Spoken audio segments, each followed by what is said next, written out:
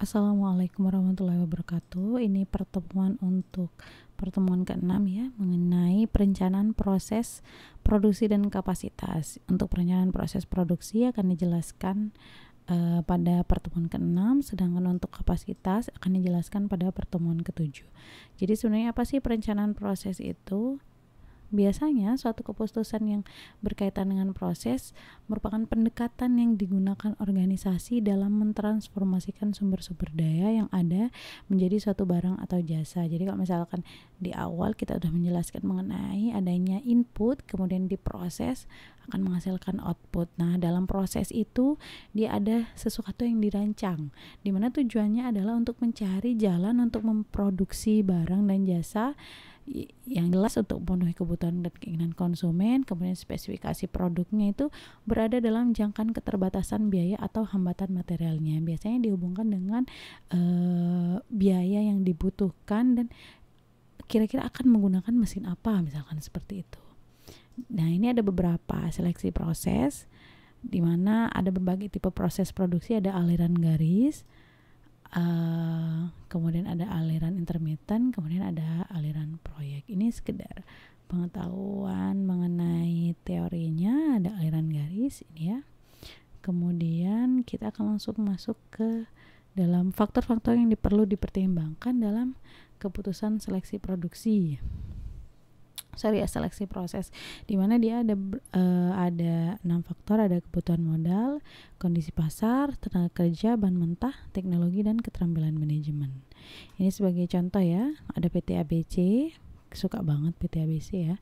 PT ABC adalah perusahaan yang produksi skrup, di mana skrup tersebut dapat diproduksi dengan salah satu dari 3 mesin yang ada. Ini biaya-biaya ketiga mesinnya. Ada biaya tetap, kemudian ada biaya variabel per unit ya. Kalau misalkan biaya variabel, dia pasti selalu per unit disebutkannya. Fixed cost-nya untuk mesin A adalah 10.000, fixed cost untuk mesin B 30.000, dan fixed cost untuk mesin C dia 60.000. Sedangkan variabel per unit di mesin A 300, mesin B 200, dan mesin C dia 100. Dari data tersebut, alternatif mesin apa yang digunakan untuk proses produksi untuk volume di bawah 400 unit? Ini yang diminta adalah ketika volume di bawah 400 unit itu berapa? Berarti 400 kan dari 399 sampai dengan 0 ya. Pertama, rumusnya pasti total cost adalah fixed cost ditambah dengan variable cost, di mana bila X merupakan volume produksi, jadi X-nya yang tadi ini merupakan volume produksi. X-nya pasti semuanya karena dia diminta untuk di bawah 400 unit, kita akan misalkan ini adalah 400 unit ya, karena di bawahnya baru kita akan ketahuan. Di mana ini total cost untuk A, dia karena fixed cost tambah variable cost berarti fixed cost-nya ada 10.000 ditambah dengan variable cost-nya 300 dikalikan X, karena kita nggak tahu ya X-nya ini kan unit. Tadi kan mintanya dia dimisalkan ada 400 unit. Nanti kita lihat ya. Ini jadi X-nya ini merupakan volumenya. Jadi ada berapa sih sebenarnya volume produksi. Ini titik potong sumbu total cost untuk A, di mana X-nya dia misalkan kita 0 dulu ya. Jadi titik potongnya dia akan berada di 0, X-nya 0, kemudian dia Y-nya adalah 10.000. Nah, bila X-nya adalah 400, maka dia hasil dari total cost A adalah 130.000 rupiah ya. Di mana ini untuk X-nya kita akan ganti ini 400 sesuai ya.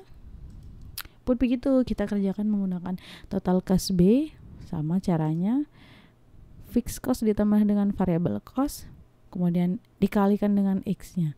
X yaitu volume produksi. Ini ketika 0 ya, titiknya dia akan berada pada titik 0. Jadi walaupun tidak ada proses produksi, maka dia akan tetap mengeluarkan fixed cost atau biaya tetap sebesar 30.000 ya. Dan ini bila diisi, bila X 400 maka total cost B dia akan menjadi 110.000. Jadi ketika dia ada ketika memproduksi sebesar 400, maka total biayanya adalah 110.000 unit. Tapi ketika dia tidak ada atau tidak mengeluarkan produksi barang, maka fixed cost-nya akan tetap 30.000. Fixed cost ini yang wajib ya, dia akan. Nah, sedangkan ini untuk yang C, mesin C, dia fixed cost-nya 60.000 dan variable cost-nya 100.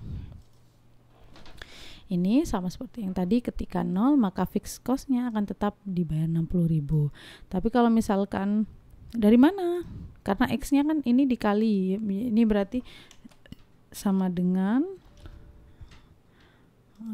sama dengan ini 60.000 ditambah dengan 200 kalikan X-nya. X-nya berapa? Karena dia X-nya 0, berarti ini 0 ya. Perkalian apapun dengan 0 maka hasilnya dia akan selalu dengan 0. Maka hasilnya ini TCC-nya atau total cost untuk yang mesin C dia adalah 60.000. Sedangkan ketika dimasukkan X-nya 400 maka dia hasilnya adalah 100.000. Nah, bagaimana selanjutnya? Kita akan membuat diagramnya ya, dimana ini biaya, ini adalah volume. Tadi kalau misalkan volumenya 400, kita tarik di sini ya. 400 itu untuk C dia akan 100.000. 100.000 anggap ada di sini titiknya ya. Nah, berarti di sini. Ini ya. 100.000 ini anggapannya di sini.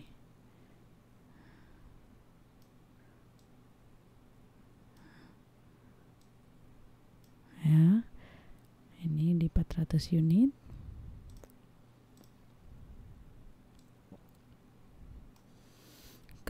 Kemudian dia di B, dia B akan memperoleh titik B 110.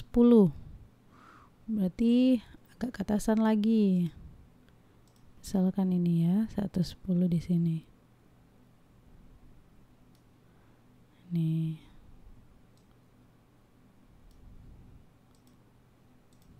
Ini adalah titik B. Sedangkan untuk A-nya dia 130, berarti di atas ini ya.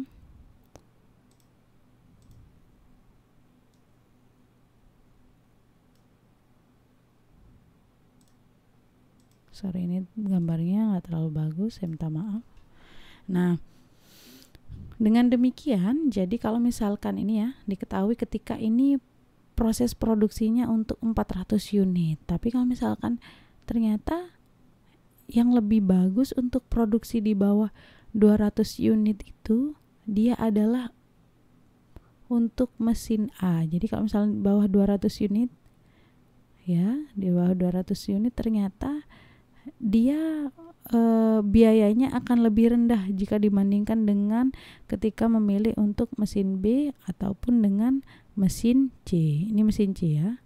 Mesin C ini mesin B.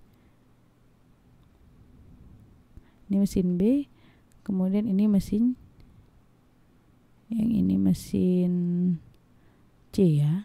Ini C. Jadi C di sini, A-nya di sini ya. Nah, sedangkan untuk produksi 200 unit dan 300 unit maka kita pilih mesin B. Ini ya. Ketika untuk 300 unit maka dia akan memilih mesin B. Sedangkan untuk produksi di atas 300 unit maka kita akan memilih mesin C ini ya, 300 unit. Nah, dengan demikian sudah diketahui bahwa keputusannya untuk proses produksi di bawah 200 unit kita pilih mesin A. Ya, ini mesin A.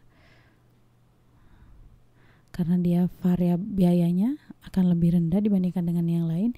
Sedangkan untuk 300 unit, jadi teman-teman boleh tarik garis. Kalau 300 unit titik pertemuannya di mana nih kira-kira ya. Kemudian pilih mesin B untuk produksi di atas 300 unit maka akan memilih mesin C ya. Ini beda lagi kalau misalkan kita memilih 400 unit misalkan ya, di atas produksi di atas 300 kita memilih mesin A, maka dia biaya produksinya akan lebih tinggi ternyata. Ini ya. Ini yang B, sedangkan ini yang C lebih landai. Begitu teman-teman, semoga teman-teman bisa mencerna materi ini dengan baik ya. Saya cukupkan untuk materi ini di pertemuan ke-6 ini.